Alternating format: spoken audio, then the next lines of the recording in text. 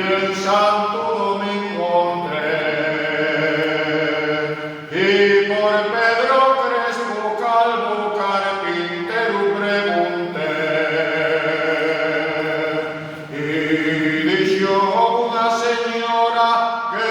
Pedro pregunta a usted, pel de arriba, pel de baixo o pel de l'arrabal, que hay tres Pedros Crespos Calvos carpinteros del lugar,